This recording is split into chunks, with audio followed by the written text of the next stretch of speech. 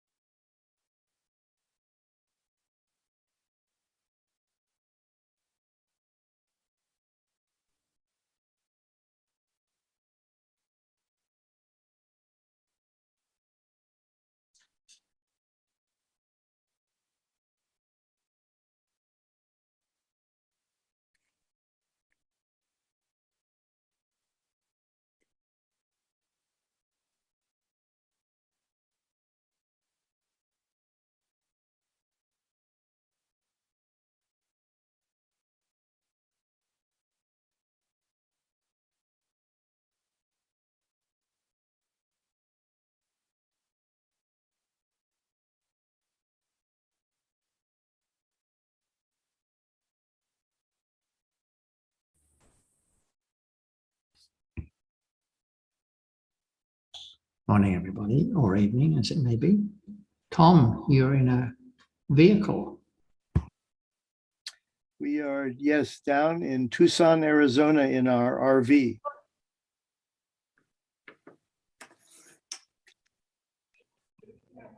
And are you staying in the RV? You sleep in it? Yeah. We've got our little futon and we've got everything. We have a toilet and a shower and a stove and a microwave and a heater, which we've been needing, believe it or not. And yeah, we've traveled all over Alaska a couple years ago. Yeah. What sort of size is the vehicle? It's a Sprinter. It's a Mercedes Sprinter van. Oh, yeah. So it's 22-foot Sprinter van. Around you see a lot of them delivering Amazon packages, or FedEx uses them too. Yeah. Okay. Sounds We good. bought it used a couple years ago, and we put 100,000 miles on it. Sounds like fun. It is. Yep. Keeps us off the street. So We're you on the bought street. I think I just saw that Ajahn is here. Yes, that's what I saw the note too. Yeah. Sawadee ka,ท่านอาจารย์ค่ะ สวัสดีครับ สวัสดีค่ะทุกคนค่ะ สวัสดีครับท่านอาจารย์สวัสดีครับ สวัสดีครับ Savadika Tanachan. Hello, everyone. Oh, Leanne. hi, Leanne. Sawadika, everyone. Hello, Nice everyone. to see you. Hi, Alberto. And Tadano, Ross, Sondra, Asita, Al, Nopadon, and Roti, and Eve, and Sarita too.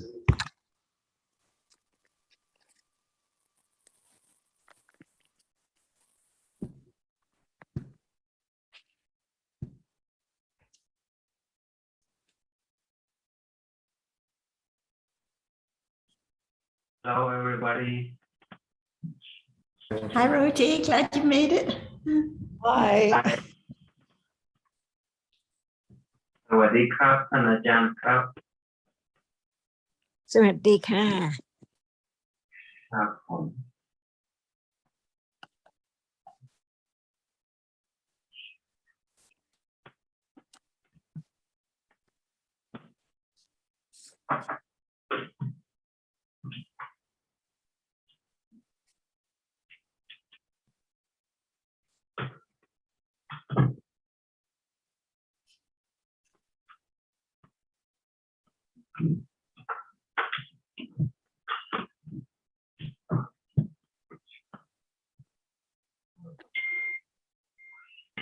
Sarita, do you have any comments or anything you'd like to bring up from when you were here a couple of weeks ago?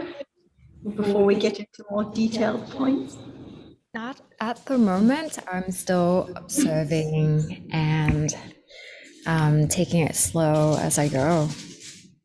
Hope you're feeling better now, Sarita. I do. Thank you so much for checking. It took a little while, but I'm almost back 100% now. That's great. Good. Was it COVID, Sarita? Yes, it was the Omicron, and it was fairly tolerable. And the only thing that was a little bit tricky to navigate was the cough. The cough was a little bit persistent. Right. Well, I'm glad you're getting over it. Thank you. Thank you.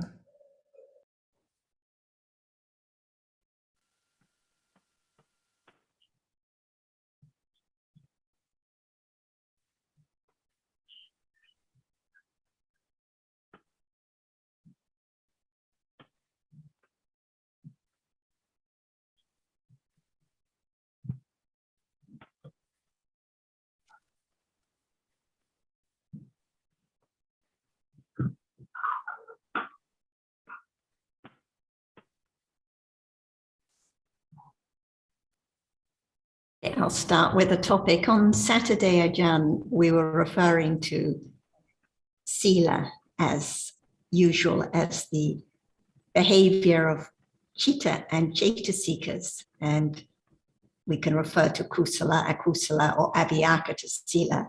Avyakata refers to the kiriya chittas of the arahat, which are not kusala anymore. So when we refer to the behavior of chitta and cetasikas as kusala sila or akusala sila, what does the behavior of the chitta itself mean in this regard? Because like last week, we were discussing how the chitta itself is not kusala or akusala, but just by way of jati, it's referred to as kusala or akusala according to the cetasikas that arise with it. So how can we talk about the behavior of the chitta as kusala sila when it's just the chitta which is clear, which is pandra, just experiencing the object clearly as the chief? Can chitta arise without cetasika? No, it has to be with cetasikas and the cetasikas. That's why when we talk about chitta, we include cetasika, which arises with it too.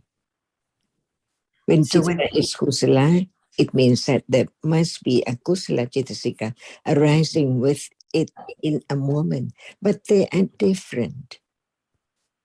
Otherwise, how can we understand the difference between chitta and cetasikas? That's why even chitta condition cetasika and cetasika condition chitta to arise together, but they are different because chitta condition cetasikas to arise. It means that chitta cannot be cetasika, and cetasika condition chitta to arise. It means that cetasika cannot be chitta at all. They are different, even they arise together, experience the same object, fall away together, arise at the same rupa, the vatu, one of the six, all the time. That's why we just talk about the reality which is there, unknown, but it can be known. That chitta cannot be cetasika. That's why there is a term bandha for any chitta, every chitta. It cannot be kusala or akusala by itself.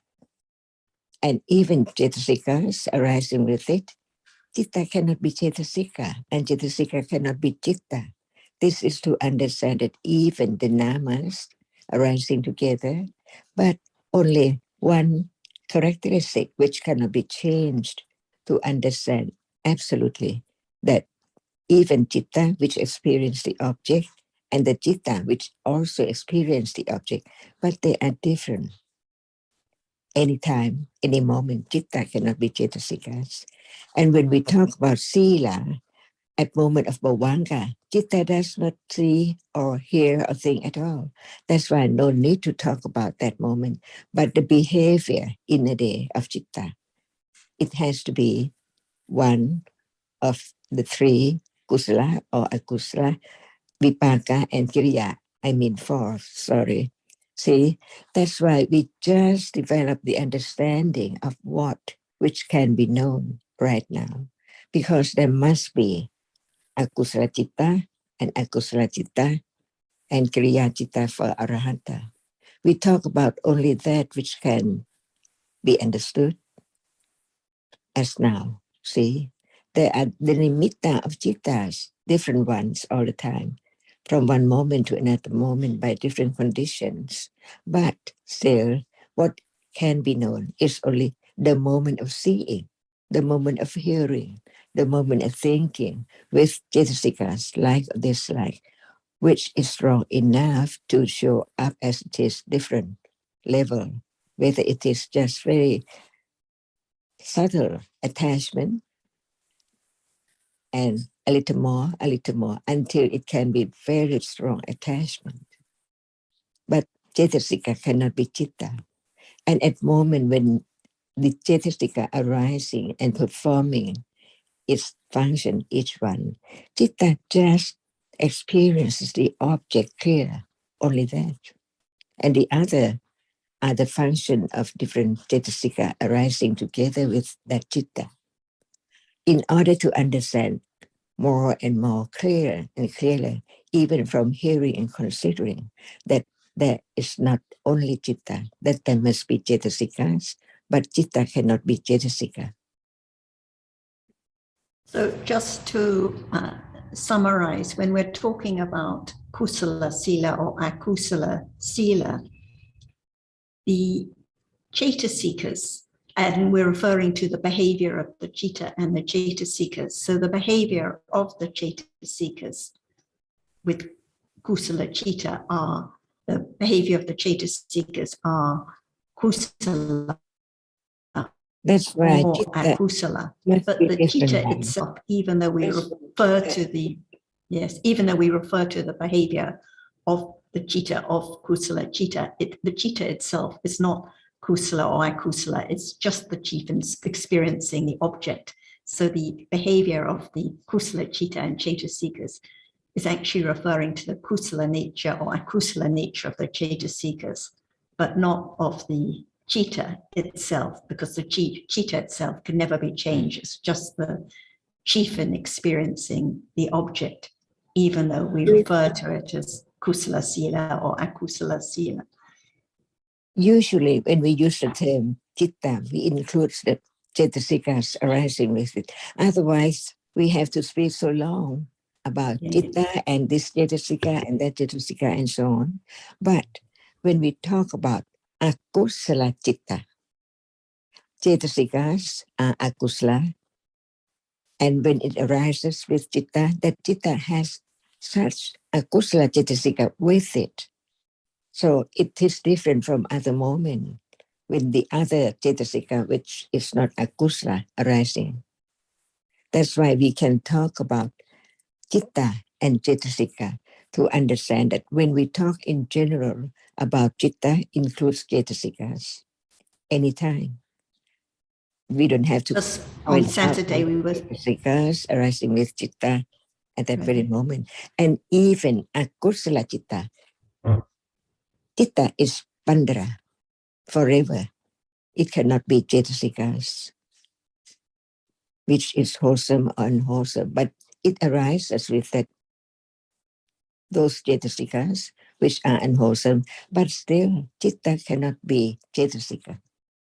To understand that what is not known, even citta, is not clear if there is no understanding, just that characteristic which experiencing what is there as it is.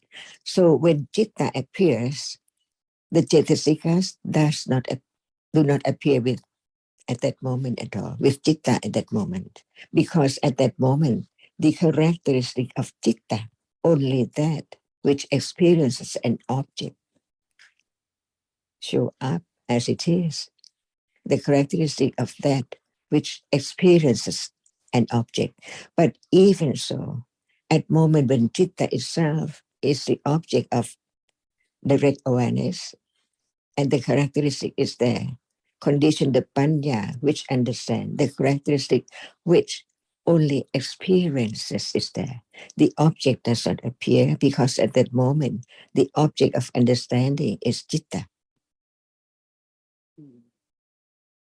And when we Otherwise, talk, it cannot be clear understanding or comprehension at all. and when we talk about Sahajata Paccaya, referring to the citta and cetasikas arising together and conditioning each other, it's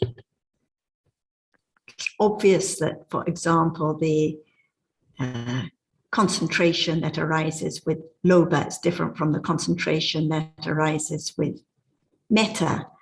And the citta that arises with the akusala cetasikas, it is, they condition each other by Sahajata Paccaya, and the akusala citta and cetasikas condition each other by Sahajata.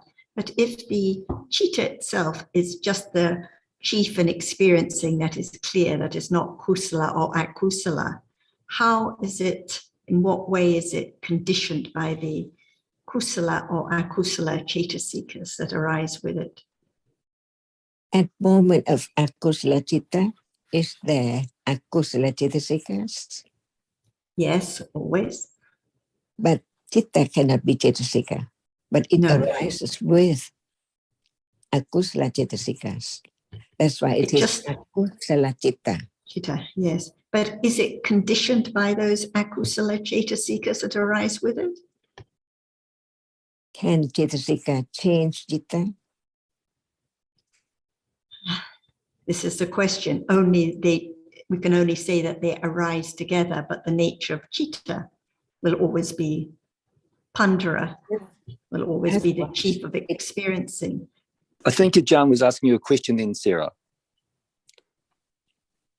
Otherwise, they cannot be understanding citta as not cetasikas. Right. Yes, I was giving an answer, Sundara. Thank you. Right. That's why there are for satipatthana. One is just citta only. No matter it arises with what kind of cetasika and what function it is performing, the characteristic of that which is just the chief of experiencing. What does it mean? It means that when it appears as the object, it experiences. So we understand what's the meaning, what's the characteristic of that which experiences. Even the cetasikas arising, but they do not perform the function of the chief of experiencing, but they perform their function.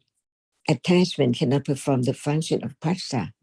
Cetana cannot perform the function of manasikara. That's why each one cannot be taken for self. And when panya is clear, what is there to be known? For example, the characteristic of that which experiences, when we now experience what is there, the cetasika and citta experience the same object. But at that moment, no thought about cetasikas, just the moment of seeing. So seeing is that which experiences the object.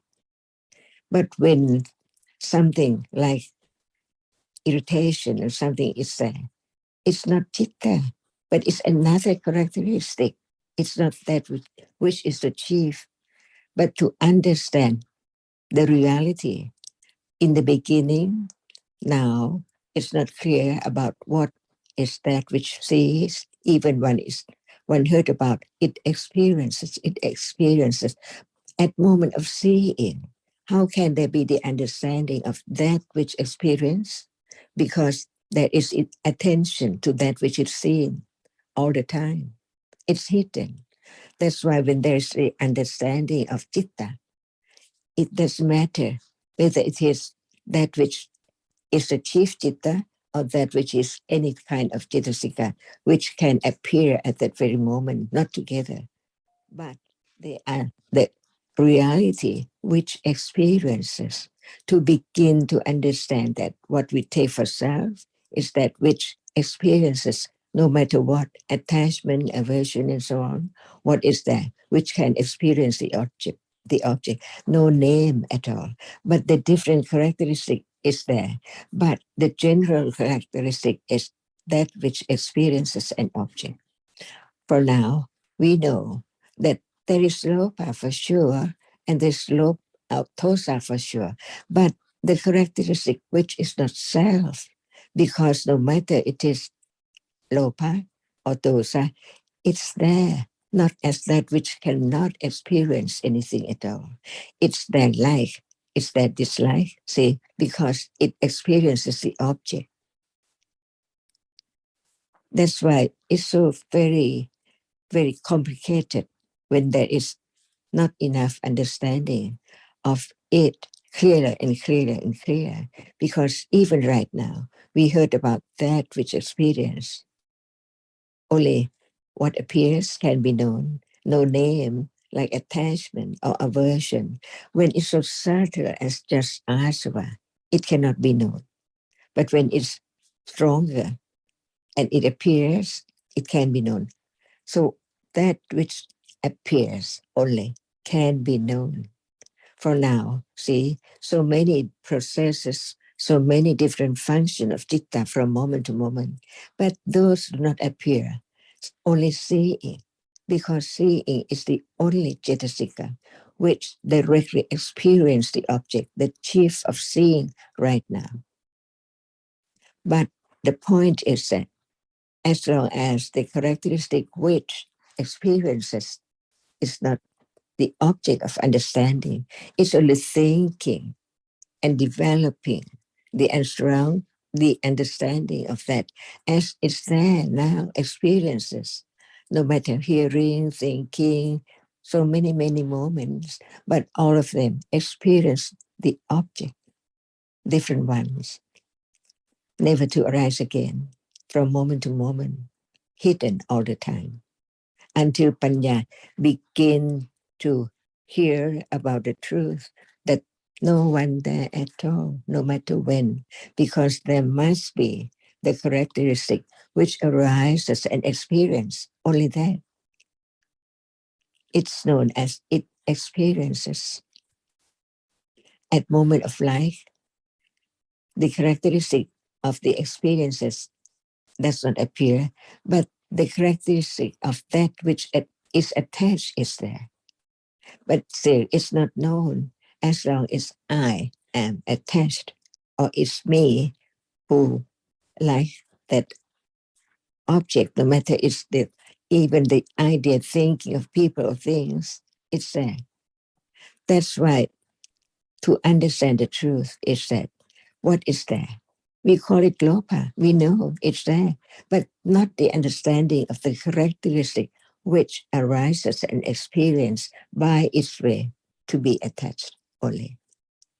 That's why from the very beginning, to understand actually that there's no self at all right now, what is there? The seeing is that which experiences, and the object is seen, that which can impinge or at that moment impinge on the ibis, not far away yet. That's why it conditions other moment of citta, and so on, to understand what is there underneath, underlying, any moment, every moment. And avijja or ignorance is there all the time, covers up the truth. That's why when there is the understanding of the truth of what is there, it is a beginning to understand that the truth is not far away, it's so close, it's now.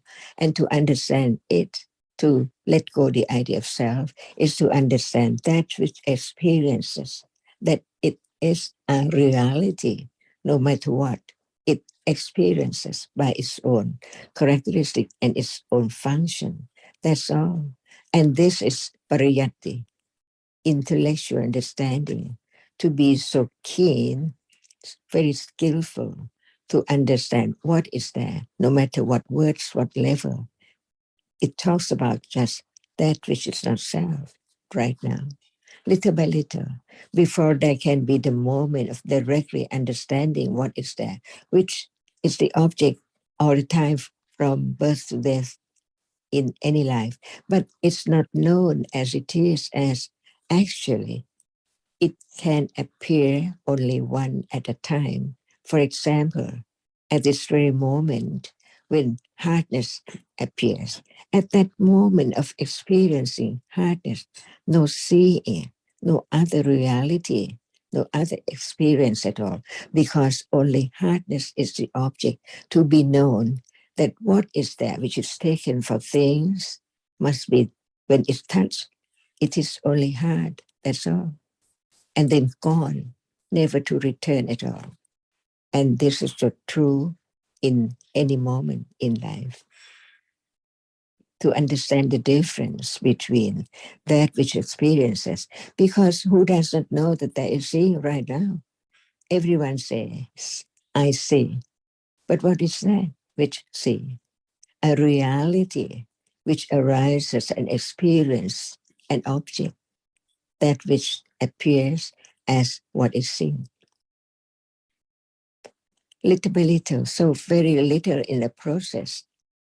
That's why as soon as one closes one's eyes, no shape, no form, no things, but as soon as one opens one's eyes, everything is there instantly. How come? The absolute truth is there. No one there at all.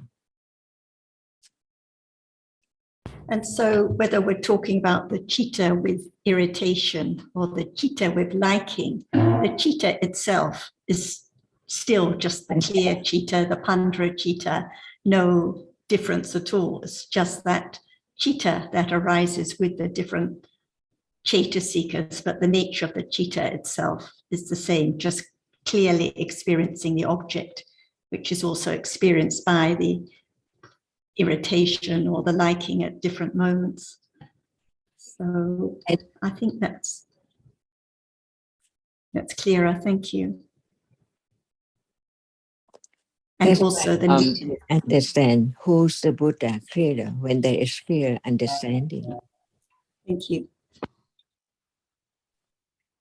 The Pali word chaitasika, which is in the plural there, means possessed of chaita, or possessed of the mind. It means they're bound up together. They cannot be separated.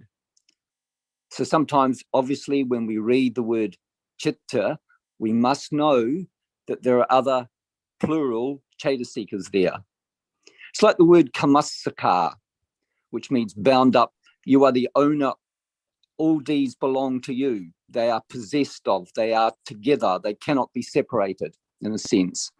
So whenever you see that IKA ending on a Pali word in the English language or in the Roman language, or however way you like to look at it, it means possessed of or belonging to. So it means that they belong to it. So the Chaitasika belong to Chitta in that broad sense of the word. It means that they are connected with, they belong to, they are bound up with all those different aspects. So they cannot be separated, but as the Tanajan said, they are different. And we will be able to see that in different contexts, whether it's Dhamma, whether it's Sutanta, or whether it's Abhidhamma. It will depend on the context as to what the meaning is. And that's something that with understanding we can slowly begin to tease out. Thank you. That's all I need to say.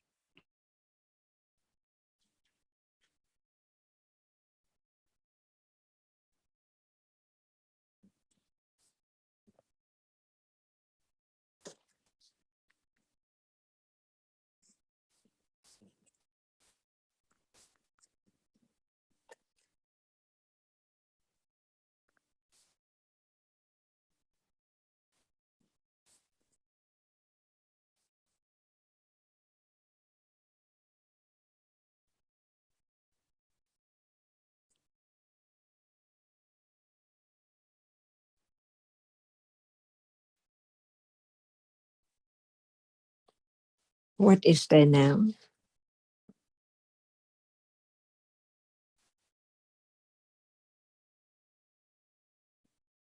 Always a good question, Tanajan.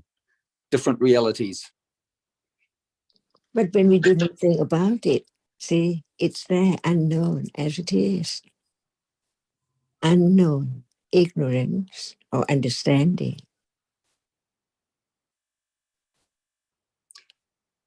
Well, it's mostly ignorance, Tanajan, but there are some moments of kusala, I imagine, or Panya will know that.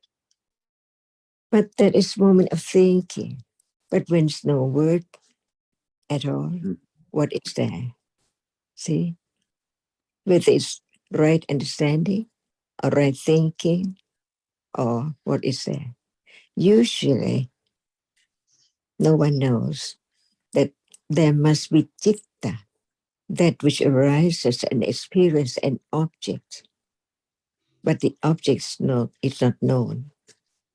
And the reality which experiences is not the object of understanding either.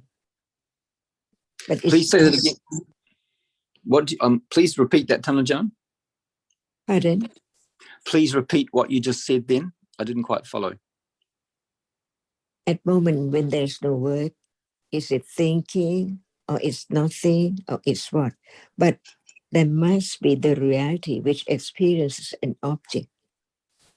But it's not known because at that moment it's ignorance, not understanding what is there.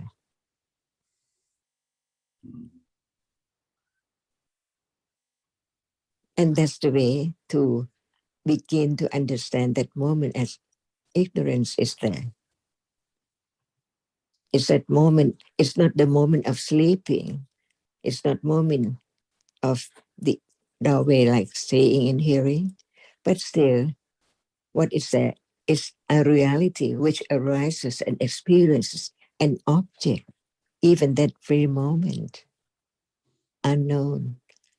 But it's not death and it's not sleep. So what is there? A reality arising, performing its function, but the characteristic of the object and even the citta which arises and experiences an object is not known. And that, what is there? Ignorance. Because there must be a reality at that moment arising and falling away. That's why learning to understand the words of the Buddha, just understand what is there now. Even ignorance, where is it and when is it? But when it arises with lopa, it is there, unknown, because lopa appears as liking, attaching to the object. But it's I, because not understanding what is there as not self. It's real, but it's not self. It's conditioned to arise when time comes by conditions only, no matter what degree.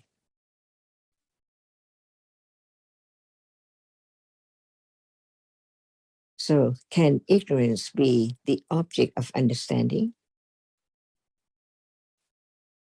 Certainly. Yeah.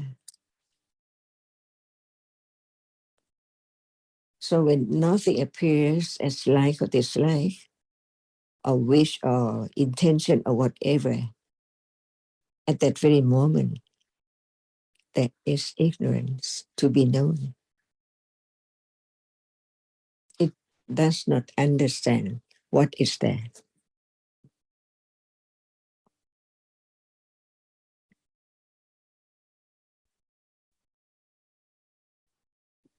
So in a day, how many times of just moha mula citta, citta with ignorance, but no loba and dosa with it. But usually in a day, there is loba and then sometimes moha. And among all other functions, what can be known is only when it appears. That's why there are so many things unknown in between. the moment of seeing, hearing. That's why life in a day is only the moment when there is seeing, hearing, smelling, tasting, touching, and thinking.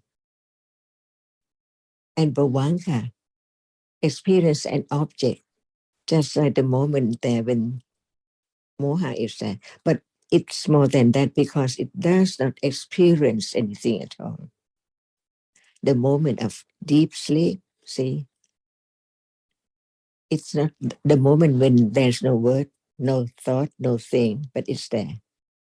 That which experiences is there. But moha covers up its truth because moha cannot understand that very moment as it's there, a reality, arising, experiencing an object.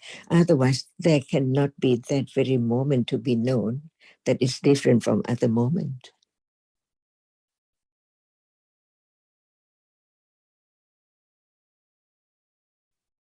And this is life.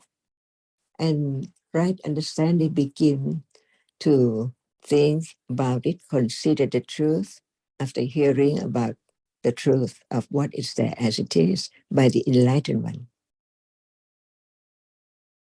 Samma Sambuddho.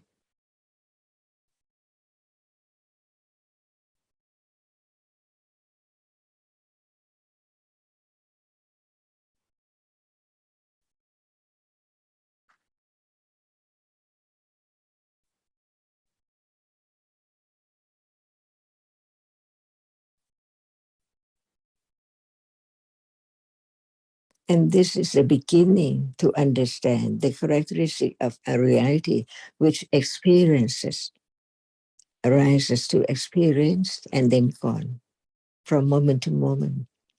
So many moments, split moments in a moment.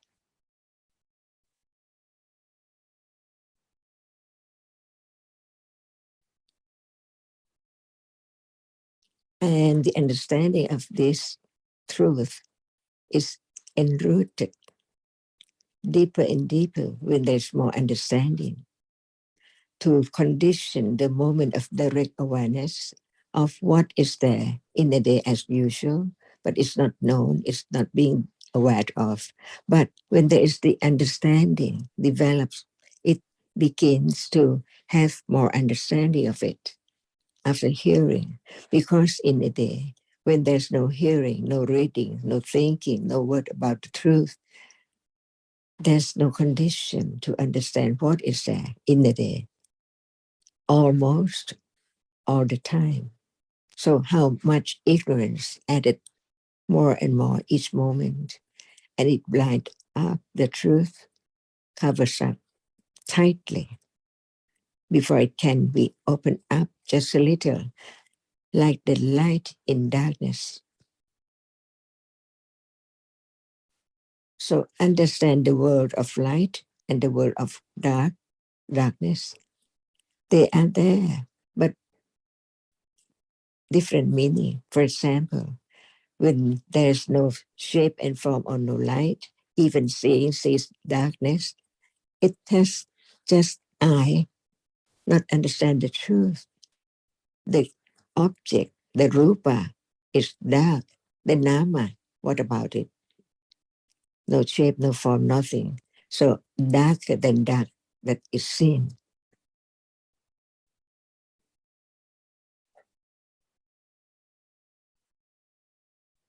So there can be the understanding of how life goes on from life to life with ignorance. The one in deep sleep or nothing is there as understanding at all until the sound, the word as the light begin to impinge or heard to be object of thought, thinking carefully, wisely to understand whether it's true or not. Only that, no more. In the beginning, just consider whether it's true or not what we are talking about. Is there in life, but it's not known. And now what is there in life as usual begin to be object of understanding little by little. and that is pariyatti. Without it, it's impossible to understand the truth of what is there in a moment, because life exists only in a moment, only that. And what is there? Unknown, or beginning to understand it little by little, until right understanding develop to be different degrees of right understanding, as we hear about vipassana jnana, patipatti, pativeda, and so on, different levels.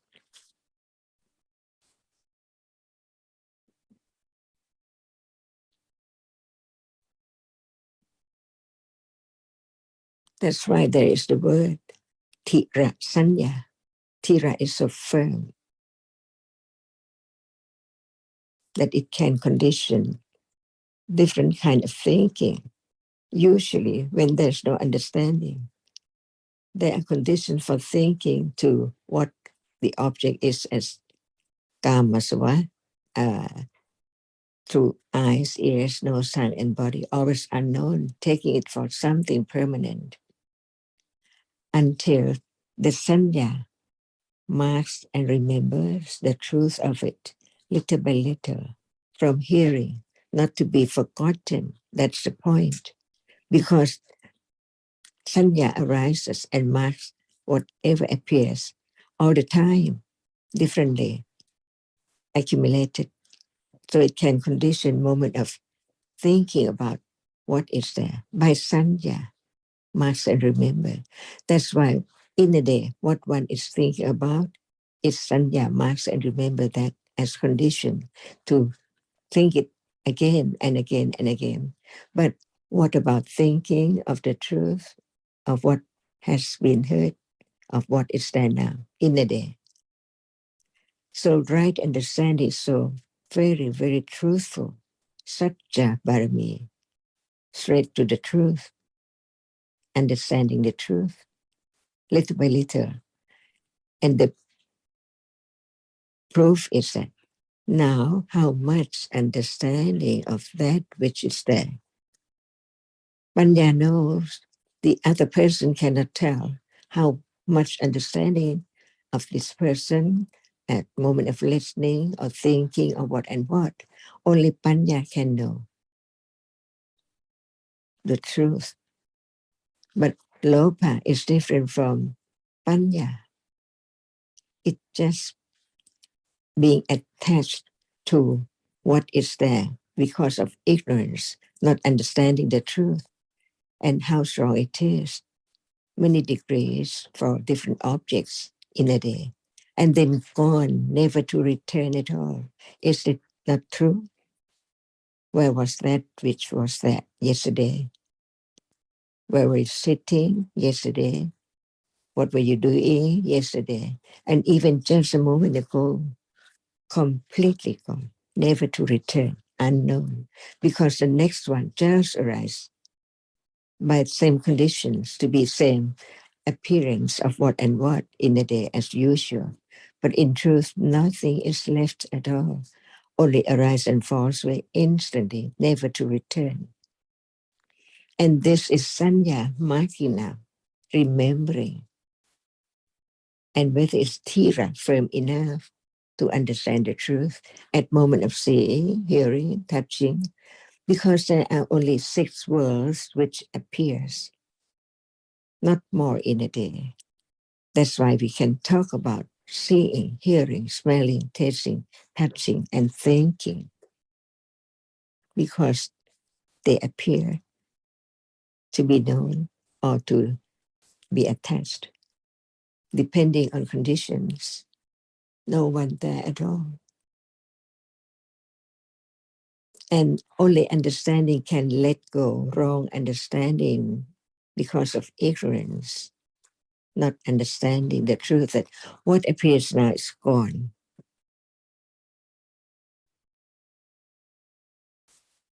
If it is not gone, it has to be just exactly the same, only there's still nothing added more from moment to moment.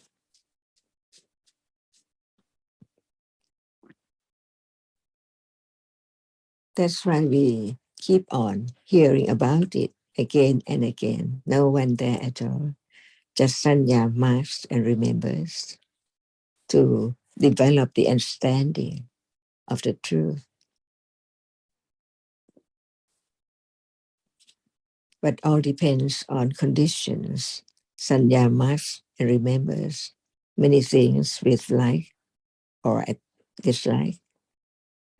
Everything in life which appears, while so many things does not appear, do not appear at all in a day. Like Sampatichana, Pancharavara Vachana, and so on. That's why only the nimitta of that which arises and falls away can appear, but without understanding, as people and things, as the whole world, all the time. But the truth is that only when it appears to right understanding with direct awareness of that object as it is, little by little, one by one, according to this moment, one moment to another moment, not two moments together.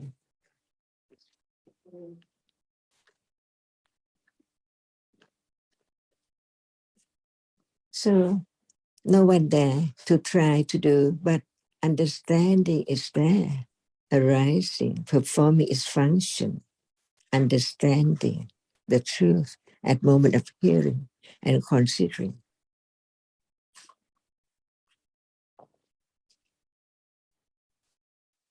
So the absolute truth is all dhammas are anatta. From the very beginning to the end, anytime, the truth is the truth. No one can change the truth at all. Citta is citta. Cetasika is cetasika. Rupa is rupa. And there are so many kinds of rupa, so many kinds of cetasika, and many different kinds of citta because of cetasika, which arises with it.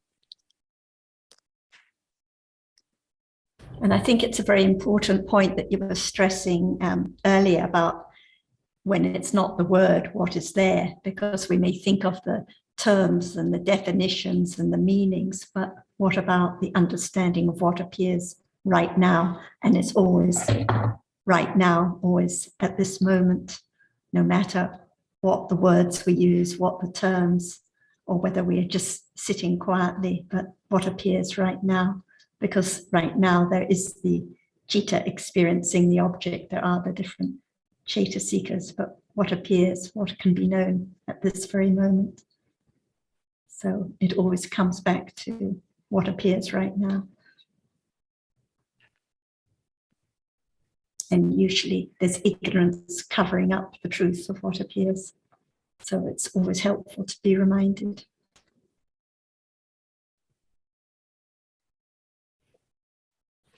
And this is the point of study, Dhamma, see, Sekha or Sikha, just to understand the truth.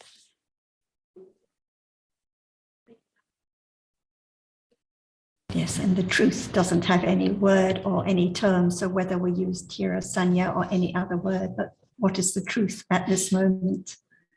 Like loba, no matter we call it cetasika or anything else, it's just that reality that has its particular nature that can be known when it appears. So the seka, the truth, is always comes back to the understanding of just what appears, no matter what term. The terms we use now will be different in another life, but it's the understanding of the reality that is accumulated.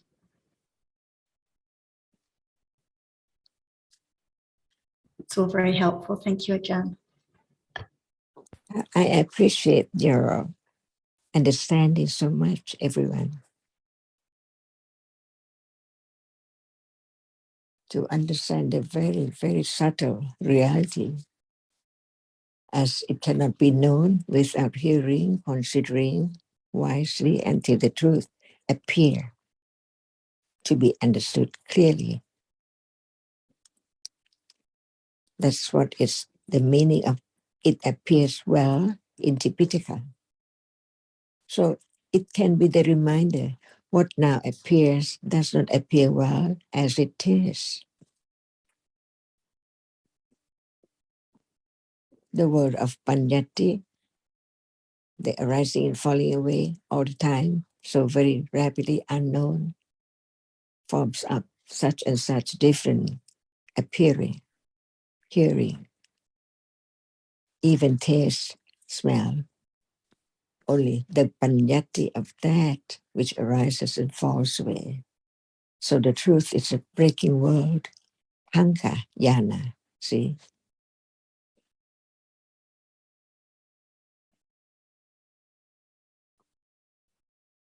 And And in truth, the world is being broken at every moment, dissolving at each moment, but completely unknown.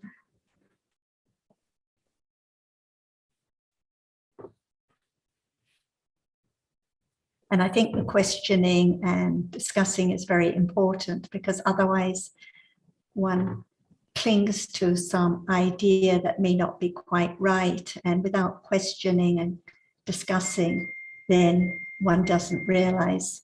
So it's really a great opportunity for everyone to be able to discuss and question and reflect further.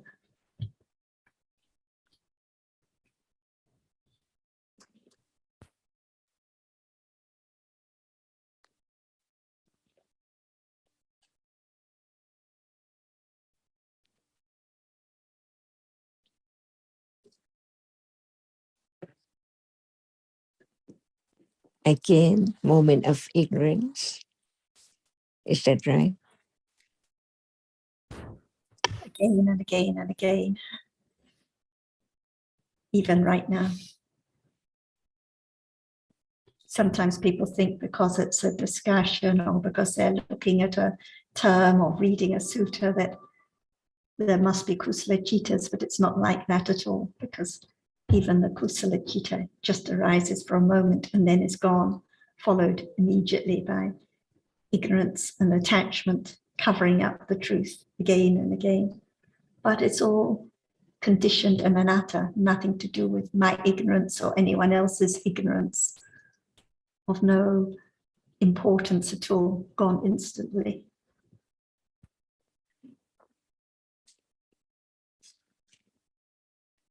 Much better to know than to not know.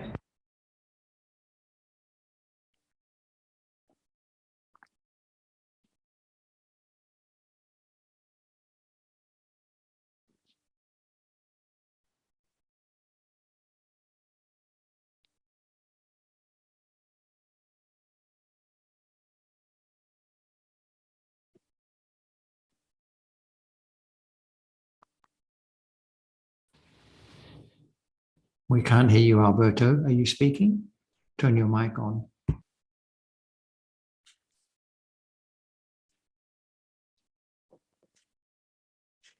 Still not hearing you. No audio, I have to Alberto. check my. Okay, that's better. So, no. Try again.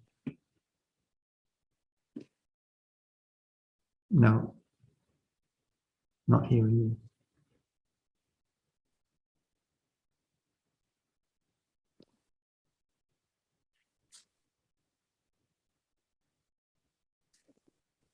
It was okay for a few moments, but then you lost it again. A moment ago, you were talking about the nimitta that appears as.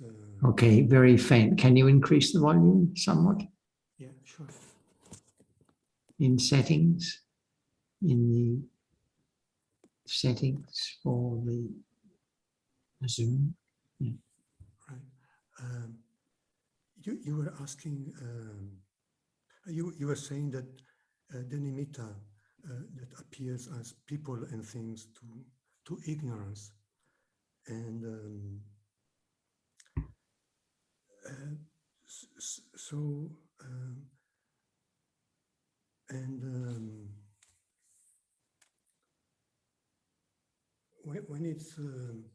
when it doesn't appear to ignorance, still nimitta, but it's not people and things, and it doesn't appear as people and things, but it appears as the characteristic of just one reality. But it's not, it's still nimitta, but not, it doesn't appear as people and things anymore. Can you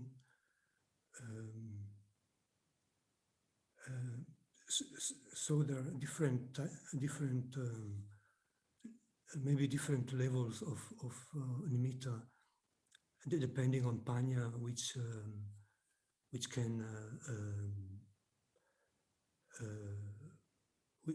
understand the characteristic of the nimitta itself, or the ignorance, which cannot understand the characteristic, but which takes it for something like people and things.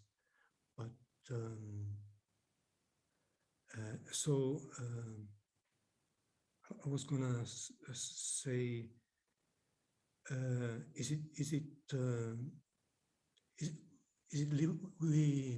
we living in a world of nimitta, and we are living in a world of panyati as well, but without understanding, it's really the world of concept, not the world of nimitta, or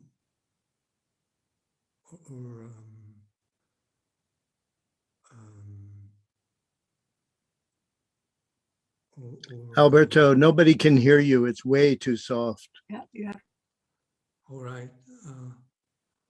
Okay. Thank you. Thank you for telling me. I'll have to check my setup. Sorry about this. Let me try to just summarize what Alberto said, because I turned my volume right up.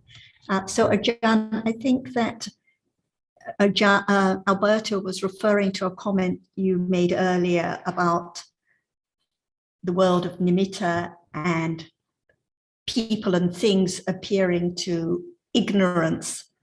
And he was saying when the object is not appearing to ignorance, and there is not the idea of people and things, but the characteristic of one reality, but it's not the characteristic of reality.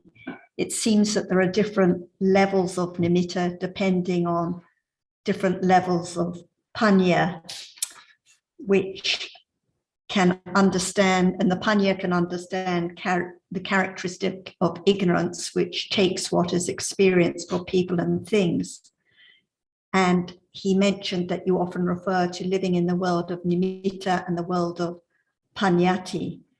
But if there is no understanding, can it still be said that we're living in the world of nimitta? Was that about right, Alberto?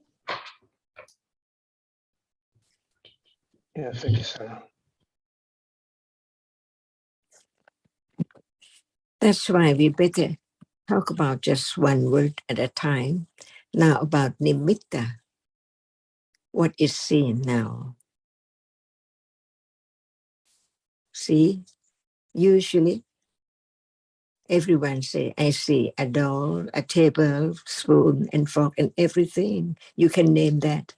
But in truth, what is the nature of that which is seen or can be seen only?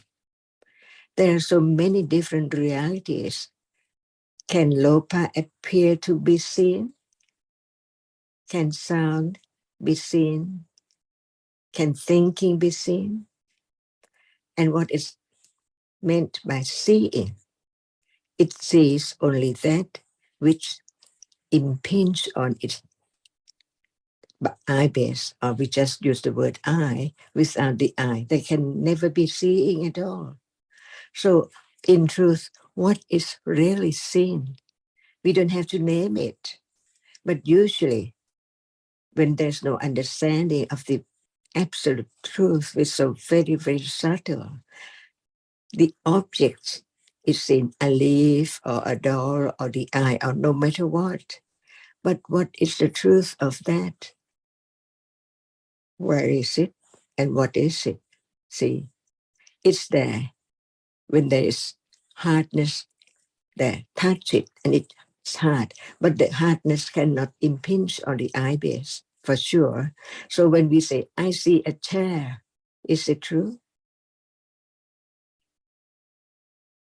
In order to understand the meaning of nimitta, without any reality at all, there can never be nimitta. But how come nimitta? A chair, a table? There must be a reality which impinges on the eye base. And when it appears, it cannot be taken for chair or thing at all. It's only that which is experienced, because a reality arises by such conditions to arise and see it. It sees now no one and no thing at all. But what is seen by seeing is not a chair. It's only that which impinges on it. And where is that rupa which impinges on it?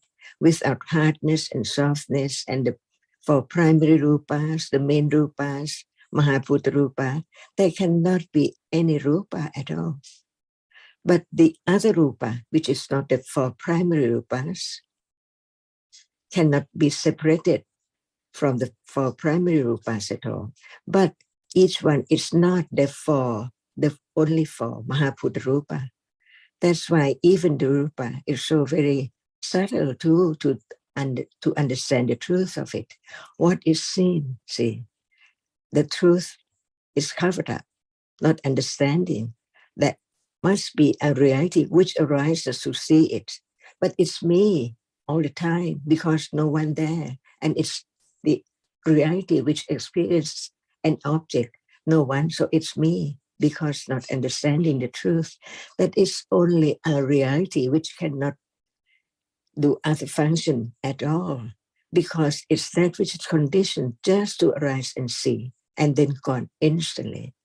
Because the conditions condition that to arise only, and as soon as it has arisen, has its own characteristic, its function, and then it's gone.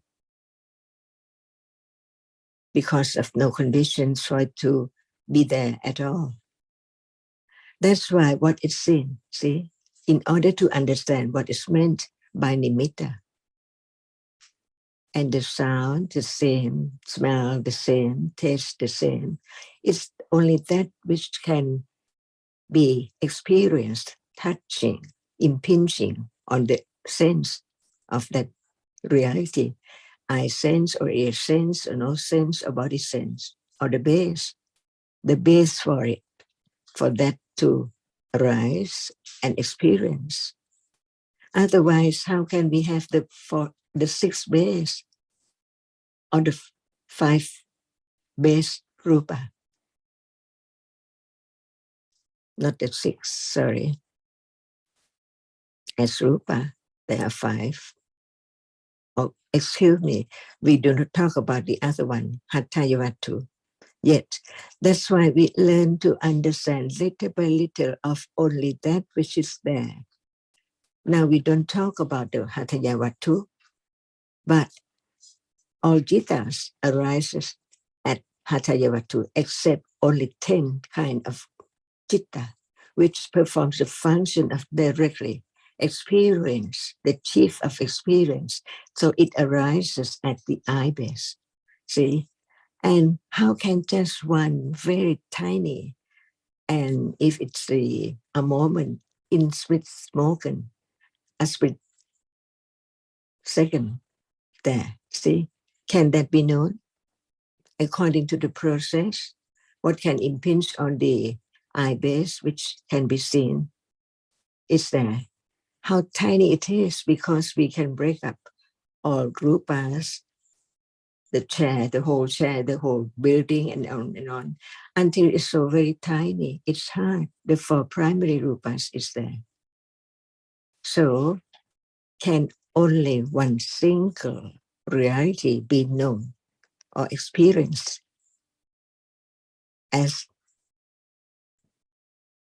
what we say, nimitta, or without just one single reality arising and falling away in succession, even so very rapidly, condition just that as symbol of shape or sign of that object which is there, but only single one just arise and falls away all the time.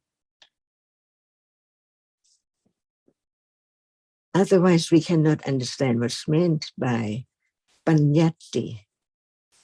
Without reality, there cannot be panyati. So now, how many moments of seeing arising and fall away in between other citta arise before and after? Uncountable to condition the succession of the object which is seen.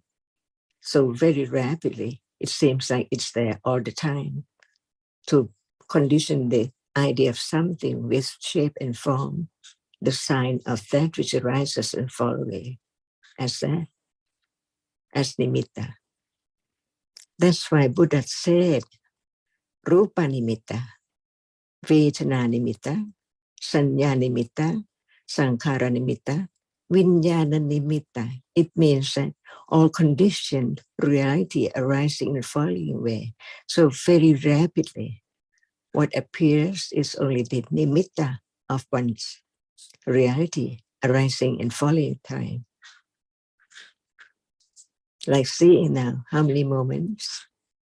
Uncountable, which sees only that which impinges on the eye base and gone and arise again and again, again. And the other reality which experience does not appear as Bhavanka and Pantatavara Vachana and Sampatichana and so on, does not appear, but it's there, it has to be there by condition. No one can change the way it is. Just seeing arising, impossible. There must be Bhavanka, and then the interruption of seeing and hearing and smelling, while Bhavanka is in between. To know that seeing is not moment of hearing, not moment of thinking, see. So when just a single reality cannot appear to be object of understanding, but the nimitta of that which sees, the nimitta of many moments of hearing and thinking and so on. So very rapidly, like now, how come to be as soon as one opens one's eyes, it's there, many things around. So the same at moment of thinking and hearing, so on. So in truth, the world is just the nimitta of that which arises and falls away, but there must be the absolute reality.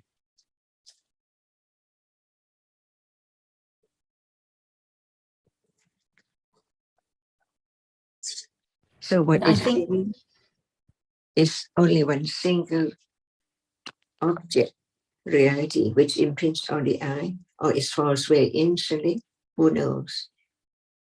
What we mean by instantly, there must be citta before and after too. But they do not appear, only seeing appear. So it's the nimitta of seeing at this very moment.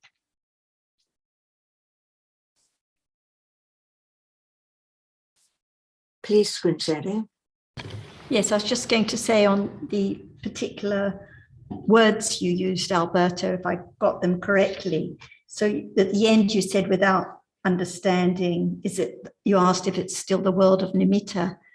Actually, it's the world of nimitta, whether there is or is not understanding. But without understanding, the nimitta of the different realities are taken for something, for people and things all the time. So when it's said living in the world of nimitta, it can refer to with ignorance when it's all taken for things and people. But actually, right now, it is the world of nimitta, because nimitta are always experienced. And when you said there are different levels of nimitta depending on panya, but it's the panya that has different levels of understanding, not the nimitta, because whatever is conditioned has its nimitta, and there can be understanding of the nimitta of realities. But in the beginning, it's just the thinking about the ideas about the nimitta of realities, and only when panya develops does it begin to directly understand the nimitta of reality. So it's different levels of panya, not different levels of nimitta. And so living in the world in nimitta and panyati, because of the realities, there is the living in the world of nimitta, and because of the nimitta of the, due to the rapid succession of the arising and falling away of realities, that's why the nimitta are always taken for people and things. Like now, looking at the screen, it seems that different people are there. So one is living in the world of panyati because of the nimitta of all the different realities arising and falling away so quickly. So I don't know if there are any other points.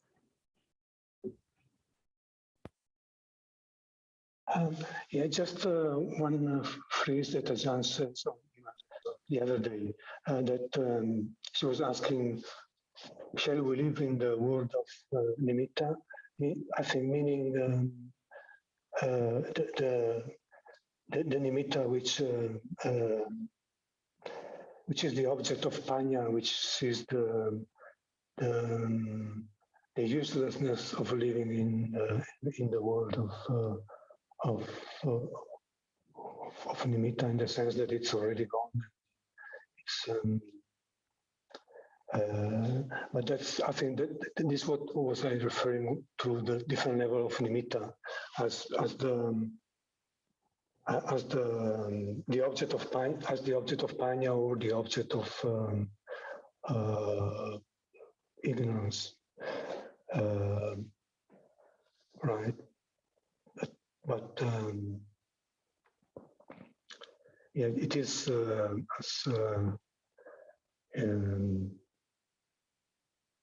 it is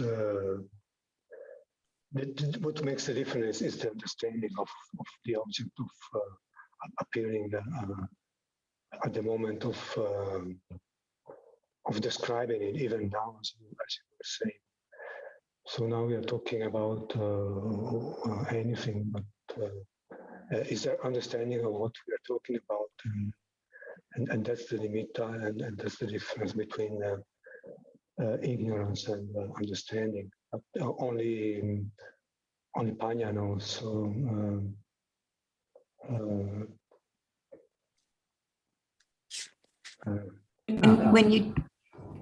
when you refer to the different levels of nimitta as object of panya or ignorance, but it's the panya or ignorance that are difference, because visible object, the nimitta of visible object is the nimitta of visible object, but it depends on whether there is ignorance of what is seen as visible object, the nimitta of visible object, or whether there is understanding, and whether it's little or great understanding. It's the understanding that develops and has different levels rather than the nimitta. I have a question related to this, which may help Alberto, which I think Alberto is getting at, and that is, does the nimitta and living in the world of nimitta become the object of direct understanding? And if so, at what stage of the development of understanding is it seen by panya that there is the living in the world of nimitta?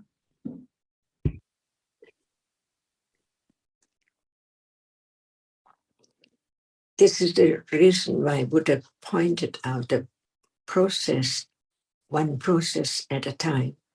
For example, before seeing, there must be the reality, the citta, which experience the object through the one doorway, the idol. See, if the object doesn't impinge on the eye base, how can it condition the moment of adverting to that object which is there. See, that's why even the citta for seeing, it has conditions for its arising. Otherwise, there must be bhavanga all the time. The stream of bhavanga is interrupted by a process, and a process and a process on and on, while bhavanga must be in between. So at moment of Panchatavara Vachana, is it known? It does not see, it just know what is there at the doorway, impinged on the eye base. So it's only the moment which is not bhavanga, because bhavanga cannot experience any object of the 6 doorways in this world at all. That's why bhavanga experience the object through mind door, not through mind door, because the bhavanga is not viticitta. That's why there are different moments in life.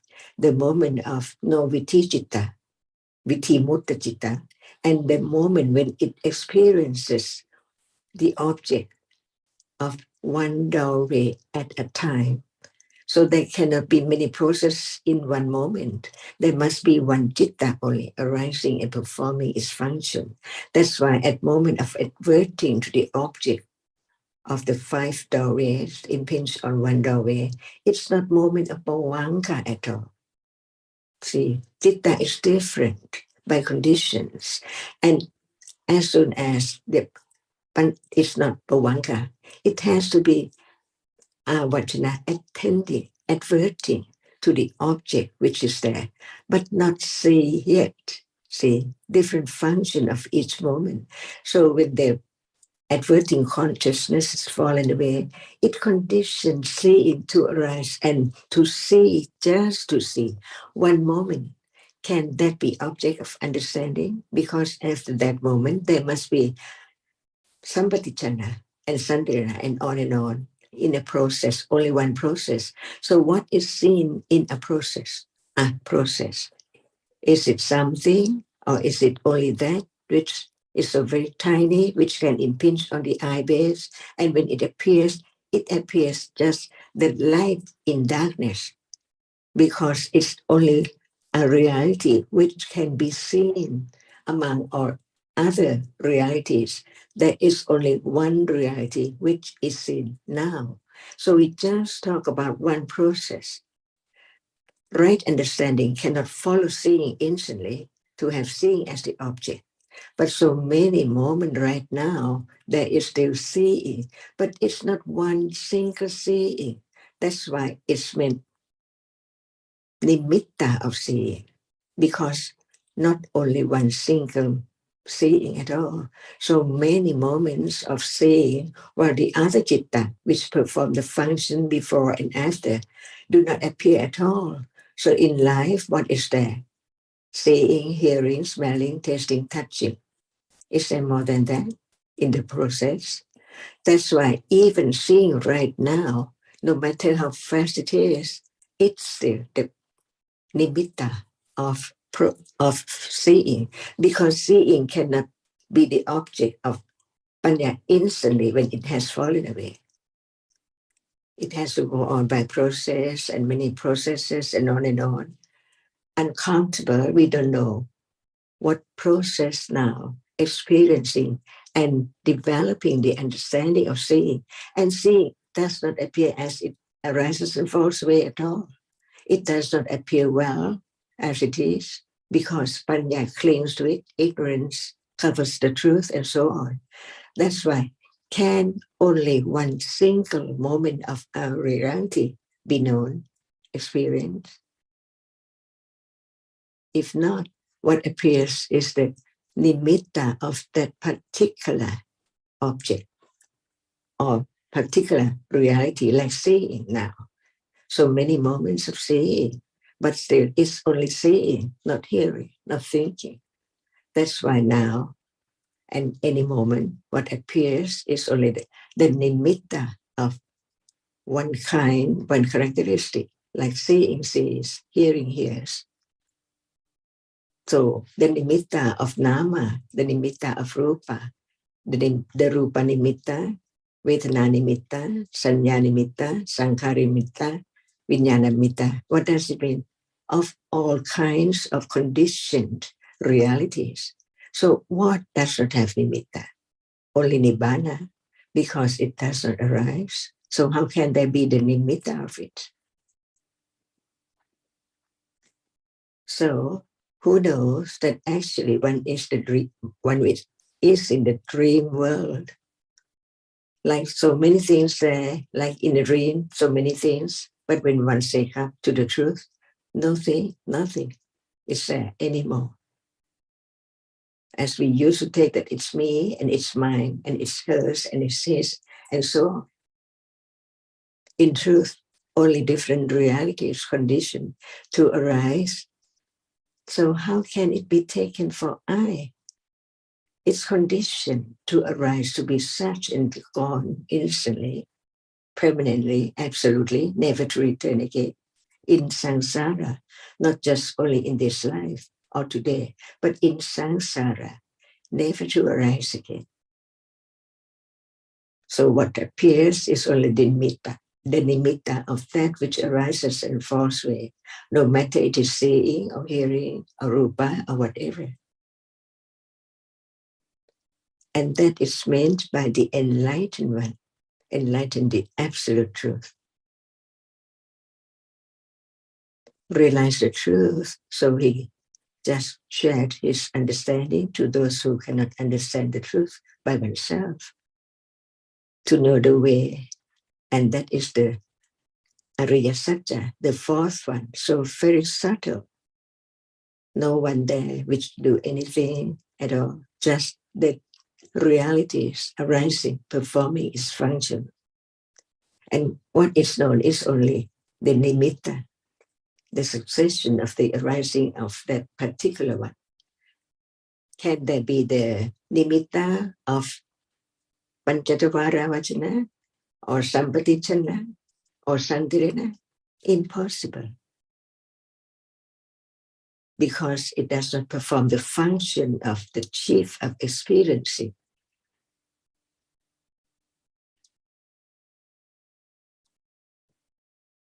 So, Kun Roberta, is there anything about nimitta now to talk about?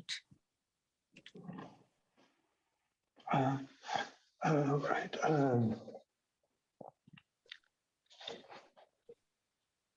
And when there are so many nimitta of different things, it conditions the shape and form of things from the nimitta of one reality. Shall I just repeat your last question, Alberto, for Ajahn and others who couldn't hear it clearly?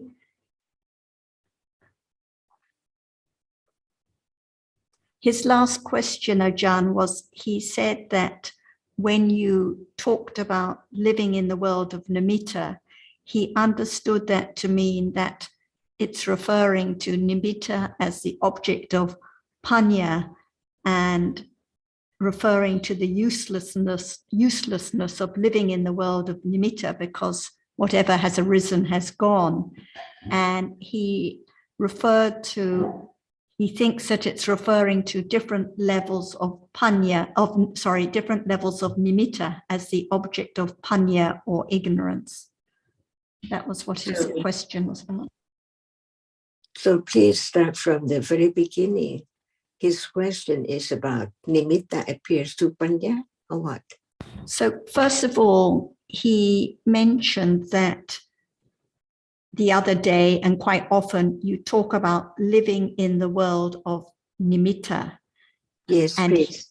Is that not true? And he understood. Yes. Are there we now living in the world of nimitta? My house, my shoes, my bed, the bedroom, the street, and on. Are they not nimitta of reality? Different ones arising and falling away all the time. So what is left is only the characteristic of that, which is not one single reality, but many moments of the arising and falling away of only that which can be known, as can be seen or can be heard or can be thought about. For example, the street, what is it? Nothing? Or that which can be touched, that is hard, or that which can be seen because it's there with the four primary rupas, and it's real, and it is the only reality which can be seen. See? Because is this not the world of concepts, John? And are you using differently the world of concepts and the world of nimitta? But without nimitta, can there be any concept? Without realities, there cannot be concept. We've often said that. And when there is no nimitta of a reality, can that reality be known? As seeing is not hearing. But how many moments of seeing is there? Only one process? And we talk about nimitta of reality. Yes, that's why there must be the nimitta of reality and then on nimitta of concept. Because it's known by shape and form, even the sounds of a law, see, different musical instrument, see, can be directly experienced by citta. So different one, its different characteristics can be known because citta directly experience the nature of that as different ones. So it is a nimitta of this one, a nimitta of that one. It is made known by concept, thinking about shape and form. Does nimitta have to be known? Does it have to become the object of understanding? When we know that it's a snake, it's a bird, there must be the seeing, so many moments to condition the shape and form of the reality, as this is made known as a bird and that is made known as a snake. See, so there is panyati from the appearance of nimitta. If the nimitta does not appear because it arises and falls away, the nimitta of a characteristic. But from then, there are not only one nimitta of a reality, there are also nimitta of other reality too, arising and falling away in succession. Panya experiences the characteristic of the reality, not the nimitta of reality. Isn't that the position? Okay. At moment of touching, is it the nimitta of that which is touched? Hardness. The nimitta doesn't appear. Only the characteristic of the reality. Of that which is touched, not anything yet, not anything yet. So there must be the reality and the arising and falling away condition, the characteristic of that which can be known as it's hard. But just one tiny hardness, so very subtle, can it be known that it's gone according to the process that Buddha taught about each process at a time, only one process at a time. That is a reality known, but not as anything yet, just hardness, no idea about it. Before there can be the idea of that which is hard, there must be so many, many moments of experiencing that characteristic which arises and falls away, not the single one, not that one which arises again and appear again, but the continuation of that which proceeds from moment to moment so that it appears as hardness, how hard it is. The touching of the iron, the steel, or the cushion must be different because of its nature, appear as nimitta. That is known by thinking or by panya. Appear, right? Is that directly known by panya, John, or do we just understand intellectually that to be what's happening? What we learn comes from the truth of it to understand whether it's true or not. for this moment, if Buddha didn't teach about the process, one process at a time, one might think that seeing can be known directly, but it's not that at all, because after seeing, there must be jittas, sampadichana, not panya, which understands seeing right then, and santirana, not understanding right then the rupa, which hasn't fallen away yet. That's why he taught about how repetitive the succession of the arising and falling away is there. So what appears can be only nimitta of that which arises and falls away, because panya cannot directly follow arising after seeing to have seeing just one single seeing be the object. But what is the significance of that, Ajahn, in terms of the development of understanding? Because understanding doesn't see the nimitta as such, but it just experiences the characteristic of the reality. The nama, that understanding develops without ever. The word, the nama, the rupa, parichetayana, means not only single one, as Buddha said about process. It's impossible. That's why even Vipassana experience the nimitta of reality. How many moments of lopa?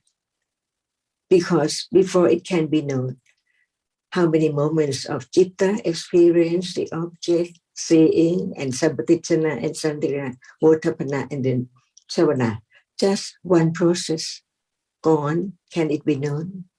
As if it can be known, that one single moment of seeing can be known, but it's impossible by way of process. See, what citta follows, right understanding cannot just follow seeing instantly at all. That's why what appears is only the arising and falling away of seeing now as it is. The other citta, the sampadichana sandhirana, cannot be known. And how many processes is there for seeing to appear? Because only one process gone completely. No understanding of seeing itself. But when they're seeing process in between other process, so the seeing now appears as seeing because of the processes of experiencing an object is there to be known. Can one single process be known?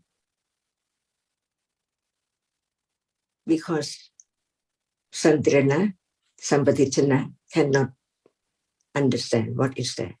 It just receiving the object after seeing has seen, because itself cannot see anything. Sampadichana cannot see anything, but it experiences the same object as seeing. Because of vitakka cetasika is there instantly to condition moment of receiving, experience the same object as the last moment. And is this not is this not nimitta? The nimitta of that which experiences. So now seeing is the nimitta of that which experienced by seeing.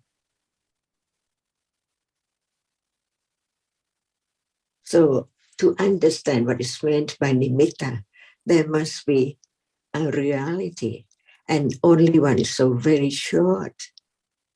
And the other which arises before or after cannot be known because it cannot see.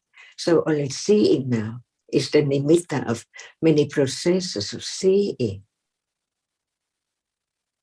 That's why it seems like there is seeing all day, even now. Is that true? Impossible, because there must be other reality in between, hearing, see, and sound. It seems like at this moment of hearing that is seeing too, but in truth, the absolute truth is not that. But not understanding the truth and the clinging to what is there, condition the idea of I. even just no one at all at moment of seeing, but the seeing itself is there. So no one but I see, take the reality which experiences the object as I instantly. Instantly doesn't mean that one after the other, but according to the process, which is so very rapidly. Otherwise, how come to be nimitta? Because not seeing the reality cannot be seen or experienced. That's why no matter what, nama or rupa, Buddha said, rupa nimitta. It means that only the nimitta of that one rupa as hardness or sound or that which is seen or the smell, not one single tiny reality which arise and experience and then fall away, but so many moments, many realities, many moments of such one kind of reality is the nimitta of that particular reality. But when the Buddha talks in the suttas about what is to be known and understood, it's always realities. And as far as I know, special attention is not given to understanding of nimitta. Of reality. That's why he showed process. How can panya arise? Not instantly after seeing, to know it, to experience it, to understanding it. But it has to be the process, experience again and again and again. Who knows how many processes at this moment of seeing things around. Yes, and it's helpful to have that pointed out, because otherwise there could be the query about how panya can understand the characteristic of a reality that has already fallen away. And the answer is it's because of nimitta. But having said that, this explanation, the actual fact of nimitta does not of itself become the object of understanding as far as I can see, or does it? If Buddha didn't talk about the process, who knows that there is Tvaravasana citta and Sampatichana and Santirina? It's there, but it's not known. Right. So what can be known is seeing, right? Yes, Ajahn. But what about the moments before seeing and moments before seeing and moments after seeing? Right. Is nothing there? Or what would have taught about different citta arising before and after seeing? Something is there, but they do not become the object of understanding. It's there, but does not appear, right? So what appears is only the reality which experiences the object, but the different function of each one does not appear. Only seeing is there. That's why in life, what is there? Pawanka, while one is fast asleep. So we use the word I sleep, so on. And seeing, at moment of seeing, no one seeing or understand what is there before and after seeing, but they are there as the nimitta of that which experience only. But seeing is the reality which sees, and now it appears. So only one single reality of seeing still cannot be known or appear, because after seeing, there cannot be right understanding of seeing at all. That's why the other reality, citta, which arise before panya, is there as nimitta of seeing, but actually nimitta of the reality which experiences it. But the function of seeing only appears as it's there now, no doubt. But what about the other citta? If there's no such Pancaravara Vajna, Sampatichana, and Santirana, no nimitta of that which experiences. Thank you, Ajahn. That's why Alberto, I hope I haven't sidetracked your... your... But it's there. So it is only the nimitta of that which experiences the object. And this conform at moment of vipassana jnana, nama, rupa, paricheta jnana. Does not mean that the Panchatavara appear and Sampatichana and so on appear, but only that which is not known as not self, seeing itself, is known. So very short too. Everything is so short because they are different ones. But see, that's the reality. Each one appear, or only the nimitta of that which experiences appear as it's not me because it experiences the reality which experience. Understand the meaning of the reality which experiences. It doesn't have shape and form, smell or anything. No rupa mixed or is there in it at all. Only the reality which just arises to experience. No name, because they do not appear as this is Sampatichana and that is Santirana. Only what is there as seeing appears just right now. But right understanding is there to know that it's not me or anything because it shows up, pop up as it is. And when it's just there, not clear enough, the popping up of it does not appear. Just like now, from nothing and then something there by conditions and then gone. It's the nimitta of that from birth, experiences and object. But what appears is only seeing, hearing, smelling, tasting, touching, and thinking. So Roti will be interested to hear that, Ajahn.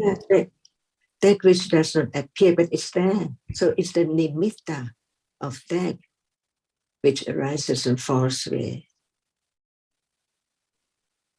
Thank you, Otherwise, Ajahn. you might think that there is only seeing, because seeing is there. Who can know that there are other moments too which doesn't see, but it's there. So can we say that nimitta is the seeing is the nimitta of the reality which experiences an object? And only seeing itself is the nimitta of seeing. No matter what appears is the nimitta of that which arises and falls away, not only single one at all. Please go on, Jonathan. Oh, thank you, Ajahn. No, that's a very detailed explanation. And I think I have sidetracked Alberto's question a little bit, so I'd like to pass it back to him. Thank you, John. I think it was an interesting discussion. When Ajahn explains this very fine details, and I don't think it's easy for her to try to think in the way we think, like because we sort of bypass completely the nimitta of reality and go straight into the concept part of the object. So it's very subtle and deep and not easy at all to even understand at the intellectual level. But it's great to be able to listen to the explanation. I'm really glad about this. Thank you. And back to your point, so when it's said that we live in the world of nimitta, it's referring to now, because of there are just different nimitta all the time, the signs of different realities. There are the ideas, the thinking about people, things, cups of tea, and so on. But so it doesn't refer to panya. So we are living in the world of nimitta, but panya can develop to begin to understand what is the characteristic of reality by way of nimitta. But usually living in the world of nimitta is with ignorance, not understanding, taking the people and things for being real. So I think that was the main point to your question.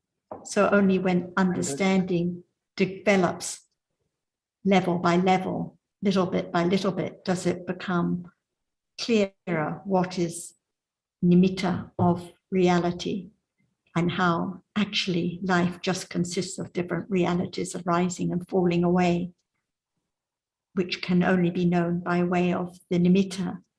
And without the nimitta of the different realities, there wouldn't be any thinking about people and things at all.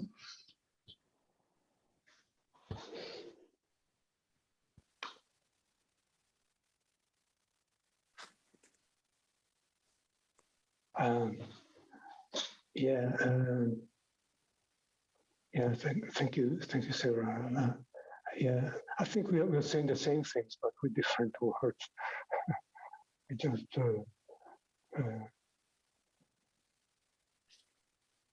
and basically, yeah, it's the word of nimitta in even if it's the word of panya, is still the word of nimitta, and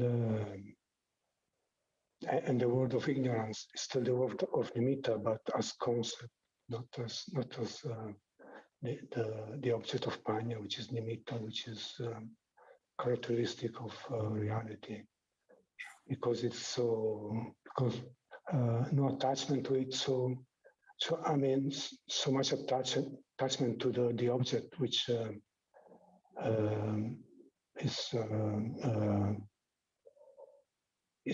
which is gone.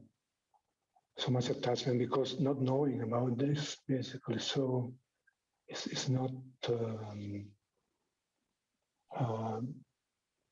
It cannot be the characteristic of the reality. It must be because the reality is already gone and it's not anything.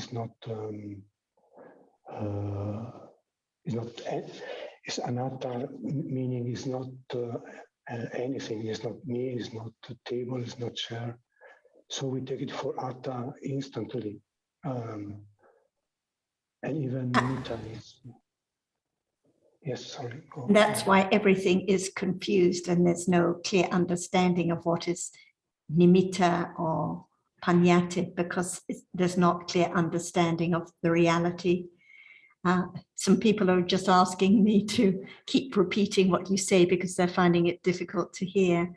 So anyway, I think the point is that because of attachment and ignorance, there's always confusion and misunderstanding and taking what appears for something and someone. So it's only by understanding the reality that appears right now, which has to be by way of nimitta, visible object, or sound, or seeing now, or hearing now, can only be known by way of its nimitta. But by understanding the characteristic of that reality, that is the way that nimitta is understood and panyati, concept, is understood.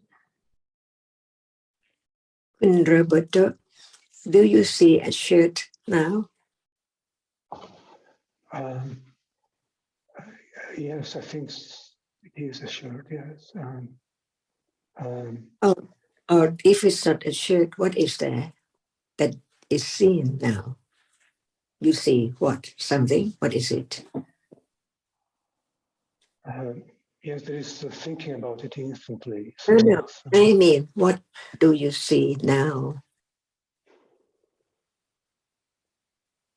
As usual, do you see a pencil, a shirt, a glass, right? Right. Okay, you take it for a shirt, for example, but what is seen?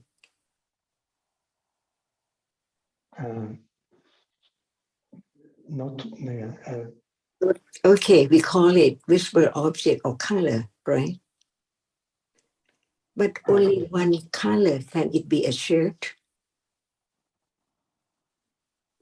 No, just cannot be anything. Before the thinking of a shirt, there must be that which is seen, right? Not Yes. only one color, many color, at least two, right? But it has to be one at a time, one color at a time, right? Yes. And what is color? It's no one and nothing and no shirt. But it can be seen not as a shirt, but as that which can be seen one by one, means one color. We use that word color at a time, not a shirt yet. Can you see two colors at a moment? No, must be two different moments. So there must be that which can be seen one by one at a time, right? Must be, yes. And just only one moment of seeing that which impinge on the eye base and no understanding it. It is not just one single object which is seen, because there are many moments of citta before and after in a process, but there must be many processes to can experience or see that object as a sign of that which can be seen.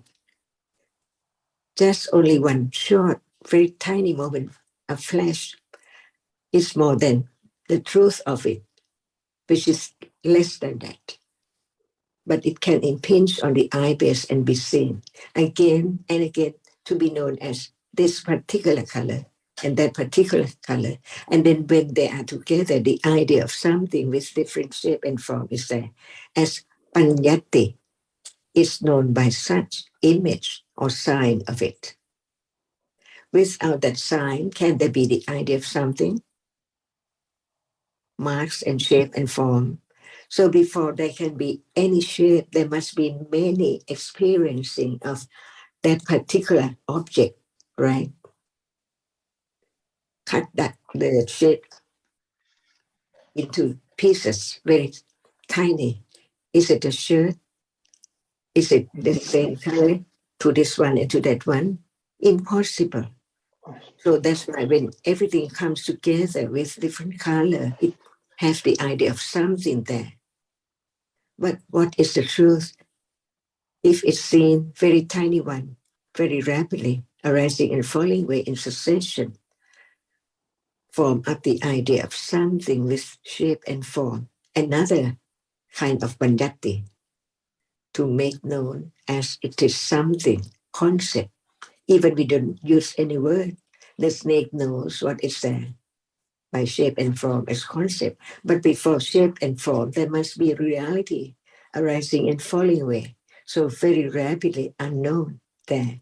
As it's still there, nothing arises and falls away even right now because of the rapidity of the succession of what is there arising and falling away. But if we break it up, see what is there? No snake, no one, no fish, no dog. Seeing is seeing, hearing is hearing, and then gone instantly. So what can be known is only the succession of that which arising and falling away enough to be known. Because only one single process cannot be the object of right understanding, because it has to perform its function from this moment to other moment. That is the nimitta. Right now, what is there arising and falling away so rapidly, one by one? Seeing, hearing, hearing. So what can we know now is the many processes of seeing, many objects which is seeing. So there must be many processes of seeing too. And when it's not appear as just one kind, seeing as seeing, It is nimitta of seeing. So whatever arises falls away in split seconds. What appears is only the nimitta of that, because only single one cannot be experienced as it is. So we have to understand what is seen is not just one single reality which impinges on the eyes. So not only single moment of seeing sees that, because what appears now is something seen. So the seeing, before it takes that something seen, so many moments of seeing. So what can be known is the panyati. And without the paramada Dhamma, there cannot be panyati. So the difference is that paramada Dhamma is not panyati, but it conditions when it appears as that, as panyati of seeing, panyati of, nimitta of seeing, nimitta of hearing, nimitta of everything. Because what is really that is gone, and another one arises and gone, and arise and falling away all the time, unknown. That's why what appears is only the mitta of one reality. And after that, taking it for shape and form and different low and high sound and so on, condition the idea of something which is there as nimitta of that which is sweet, nimitta of that which is salty and so on, nimitta of softness, nimitta of everything. So there must be nimitta, and that nimitta is known as something is panyati. So there must be reality, and the nimitta of the reality and the panyati make known as something. So there are different meanings of nimitta too. Nimitta and upayanchana is not nimitta of a reality, but even a reality has nimitta, because only one very, very subtle moment cannot be known by way of process.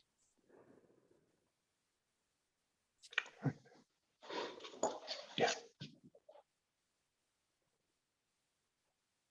So it has to be clear the nimitta of what? Without reality, there cannot be nimitta.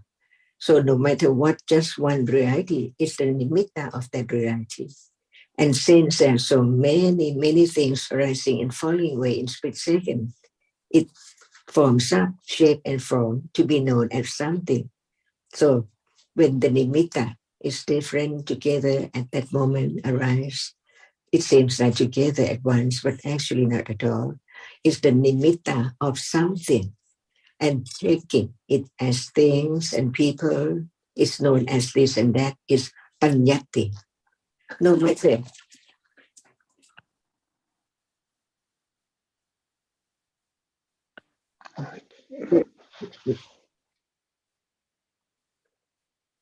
Yeah.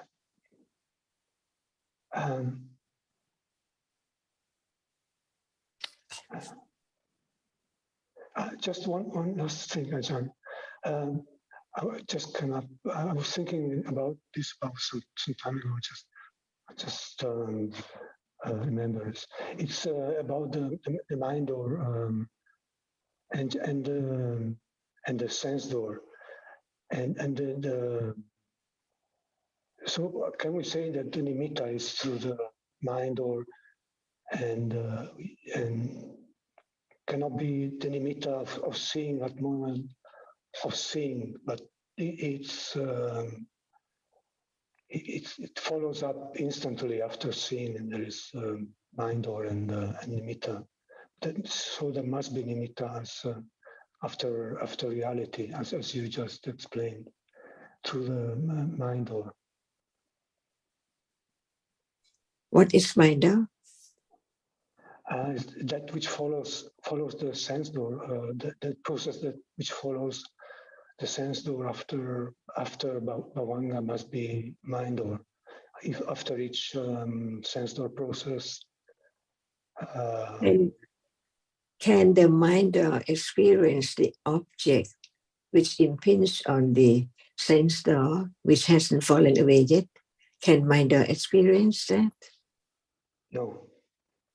So what is experienced is the nimitta of that which has fallen away, right? Right. It begins from then. What is meant by nimitta?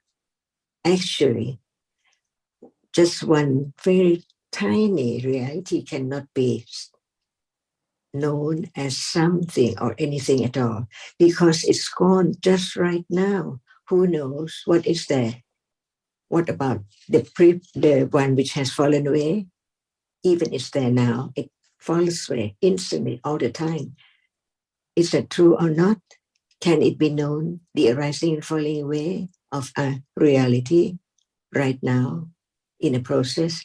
That's why we learn to understand the very, very subtle truth of reality, no matter it is that which experience or that which cannot experience. So thinking about what is mind, or can it experience the object which the sensor experience, that particular one, which hasn't fallen away yet? Can mind experience that? No, it must be nimitta. So at that moment, when it's known, it's not just one process, but we can talk about one process in order to understand the truth, that what is there, and so very rapidly, so very, very subtle. It is just right now. If Buddha didn't teach about asava, who knows, at this moment of seeing it's there, because it's not moment of sleeping at all. So what is there unknown?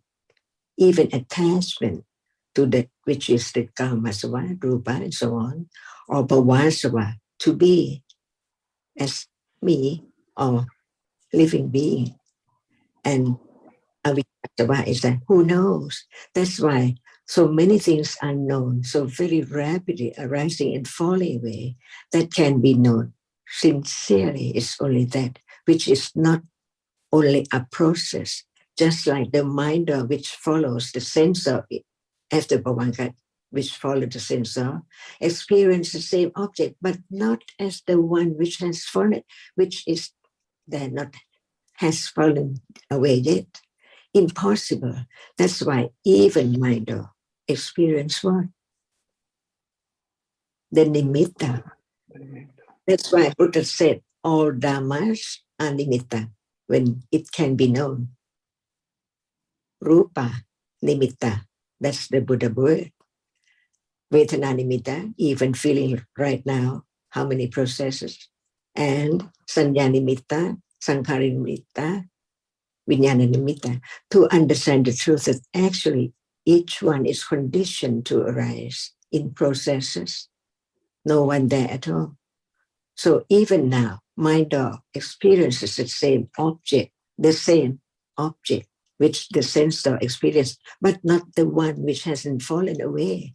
The one which has fallen away is the object of my dog, who knows now at this moment of seeing when is my dog and when is sensor.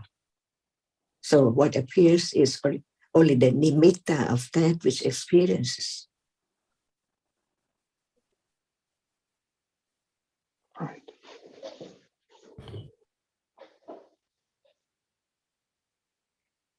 Thank you very much, Ajahn. I think Sawadika. Thank you very much. Thank you, Ajahn. Bye, everyone.